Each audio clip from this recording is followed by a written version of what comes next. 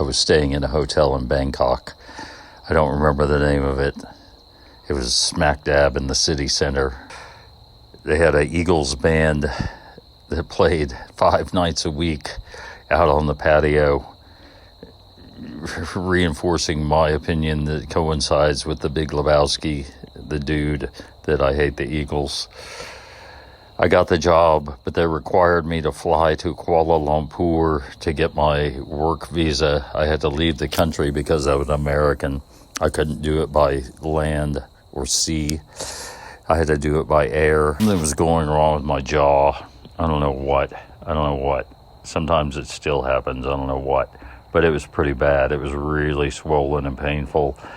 And the Bangkok airport, there was a pharmacy down below at like the international departures kiosks that had a full-blown pharmacy, and I just kind of pulled my gum down and pointed it out to the pharmacist and was like, this really hurts. And he gave me something for it. I don't remember what it was, anti-inflammatory or I don't know what. And then a couple hours later I left.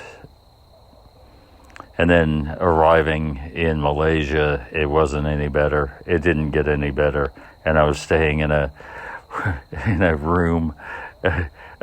It doesn't matter the details, I guess. A room with no windows. It was rough. I don't know. Could have been rougher, I guess. It was pretty rough. And my jaw was hurting. And it took like 2.5 or 3 days to get this visa thing done. And on the last day there, I'm getting my visa. My jaw had finally had enough of it. And I realized at the last minute at the consulate I had to pay in one, I'm assuming local. So I had to like literally sprint to the ATM. Right, like how would I know? Someone told me where an ATM was, like down this row of shops down a street. And my number was like, 13 away from being called. And I get in and I get this and I run back there and I go up there and pay my fee and I get my visa or whatever. And I call a cab outside the walls of the consulate. It's like 105 degrees outside. And my jaw has just had enough of it, and all the pus, and I don't know pus versus bile versus just my jaw, the gums of my jaw broke, and this horrible, probably 1/3 of a cup of just ugh. And I mean, I'm sitting in the back of this guy's cab. I've only been in there for like a minute and a half, and we're nowhere near the destination, right? So I'm leaning down, spitting into into my hand, this bile coming out of my exploding jaw. And I mean, I did the best I could. I left a little in there. I mean, what am I gonna do? What am I gonna do? Swallow it? No, I can't swallow it. I mean, I probably swallowed a little, but not on purpose.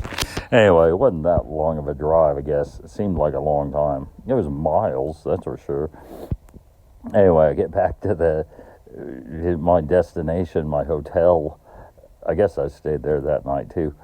And across the street, the 7-Eleven, it's like a normal 7-Eleven, but there's beer, but it's like cordoned,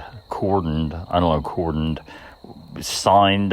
It has signage off that says not for Muslims, so you can buy beer there, like a Heineken or something, but not if you're a Muslim.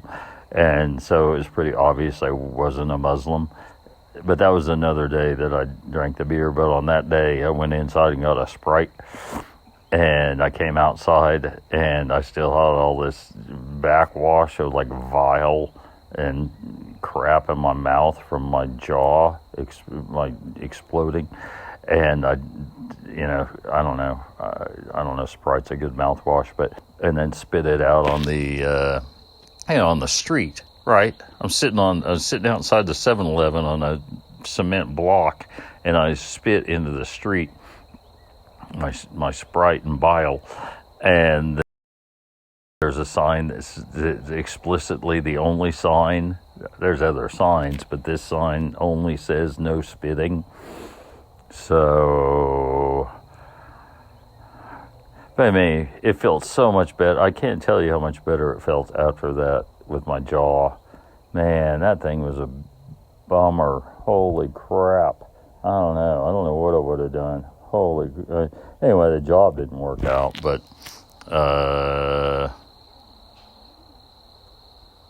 I don't know, I guess that's it.